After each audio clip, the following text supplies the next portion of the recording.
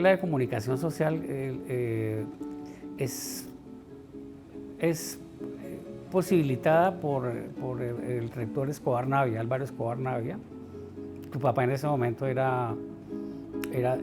trabajaba creo que en publicaciones en la universidad.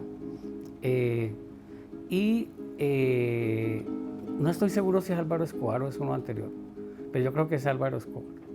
Y Jesús Martín era profesor en ese momento en la Universidad Tadeo Lozano en Bogotá.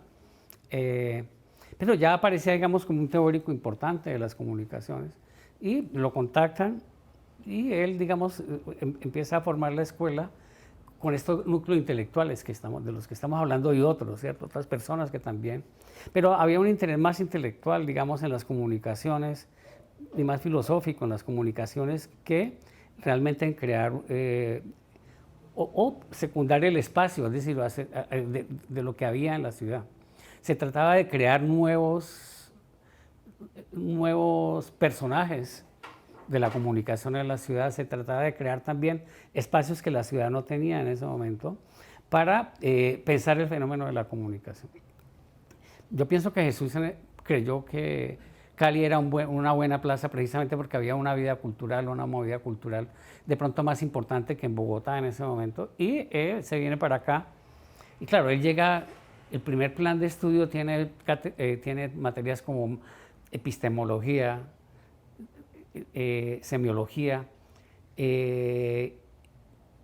historia, psicoanálisis, es decir, toda una cantidad de disciplinas que aparecían allí, que tenían que ver más con el pensamiento que con la producción. Había una producción local importante también, digamos, de periodismo, pero la mayor parte de los profesores de periodismo que tuvimos en ese momento venían de Bogotá y trabajaban más en el sentido de lo que llaman el periodismo en profundidad en ese momento, periodismo de investigación, muy influenciado por lo que se estaba haciendo en el nuevo periodismo en los Estados Unidos. Poco del trabajo que se hacía, digamos, en los periódicos, porque, como te digo, había un interés más bien en crear nuevas figuras y generar unos espacios que no existían. Y claro, esos espacios vienen después, ¿no? Realmente, digamos, se producen ya después de 10 años de las primeras promociones, porque, digamos, hay como varias escenas. Hay esa primera escena intelectual, donde aparece también el cine. Luis Ospina es nuestro primer profesor de cine, con Fernando Verón, con Silvia Mejía, que eran profesores que venían de estudiar de Los Ángeles. Silvia Mejía creo que venía a estudiar en Suecia, de la escuela de Berman. Había otro profesor, Fernando Calero, también, que venía a estudiar en Inglaterra.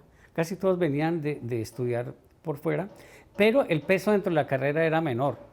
Sí, el peso, digamos, lo tenían estos intelectuales que pensaban desde el psicoanálisis, desde el marxismo, y desde las rupturas que estaban produciendo en ese momento a través de Foucault, de Deleuze, de muchos teóricos franceses del momento. Lo que pasa es que desde un comienzo, como te digo, estaban estos grandes intelectuales del país, pero por otro lado también estaba Luis Ospina, que venía a estudiar en Los Ángeles, muy cercano al cine experimental norteamericano y al documentalismo norteamericano. Estaba Fernando Verón, que venía también de algo muy experimental, que él creo que estuvo trabajando con Jane Fonda y con grupos también de protesta pues en Los Ángeles. Venía toda esta cultura cinematográfica, con Andrés Caicedo, con todos ellos. Cuando inicia la escuela, 2 años después muere Andrés, Jesús Martín intentó introducirlo como profesor, pero no sé por qué no aceptó, tal vez estaba en otro tipo de cosas en ese momento.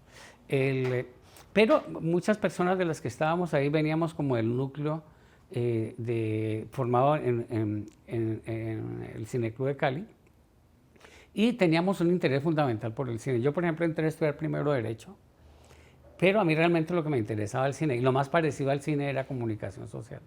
Pero entonces la forma de entrarle al cine de comunicación social era, por un lado, muy experimental, pero por otro lado estaba Jesús Martín y los profesores que le entraban desde el psicoanálisis y desde la semiología. Entonces, desde esos años nosotros estábamos acostumbrados ya a leer a Humberto Eco, a Christian Metz, a la revista Screen. También, digamos, existía la revista Ojo al Cine, donde había también un contacto muy grande con los críticos, por ejemplo, de Hablemos de Cine del Perú, de varias revistas también que habían en ese momento en Madrid. Curiosamente en Madrid había una cosa también como que nosotros consideramos como ahora con los años como similar a lo que estaba pasando aquí. Entonces sí había un interés por el cine muy fuerte, pero por el cine de autor. Es decir, a nosotros nos interesaba más Antonioni o de pronto el Polanski de Chinatown que las películas de serie B, aunque las películas de serie B fueron muy reivindicadas también por esa generación, que estaba muy influenciada por la nueva ola francesa, que reivindica una serie de autores de cine norteamericanos en la época, John Huston, Wells, Orson Welles. Hay muchos, digamos, autores a los que nosotros teníamos acceso a través de diccionarios, por ejemplo, de autores que hacía en la revista Hablemos de Cine peruana. Entonces había un contacto muy fuerte con el cine y había un interés por producir cine. Nosotros, por ejemplo, hacíamos cortos ya al final de la carrera en Super 8. Hacíamos películas en Super 8, donde recuerdo que la nuestra, la de mi curso, se hicieron creo 2. Hay una que hizo William González, que después va a ser la película, la de, ¿cómo se llama? La guerrillera, ¿cómo se es? Bueno, después te digo el nombre, se me fue en este momento. Con la fotografía la hace Eduardo Carvajal, de todas maneras era muy limitado, digamos, el recurso tecnológico que había, y era cine de Super 8. En ese momento también había una central didáctica. ¿Dónde lo revelaban ese Super 8? En Miami. No, en Colombia creo que había un laboratorio en Medellín, Bolivariana Films creo que se llamaba, no sé si era Medellín o en Bogotá. Eso era en Bogotá. Pero el problema eran las pegas. Nosotros teníamos que pegar las películas con cinta pegante porque no se conseguía el cemento para hacerlo. Y la postproducción tenía que hacerse en Miami. Entonces, por lo general, se hacían muchas películas y no se podía llegar a terminar. Sin embargo, en la Central Didáctica del SENA también crean un espacio para hacer cine didáctico. Y lo hacen al comienzo con Super 8. Y ahí sí tenían toda la tecnología. Entonces, muchas cosas de las que hicimos terminaron allí y muchas de las personas que estudiaron en comunicación social en los primeros años terminaron trabajando en la Central Didáctica. William González, Guillermo de Jarano, Adolfo Cardona, Oscar Bernal, que después van a constituir como la primera oleada de Rostros y Rastros.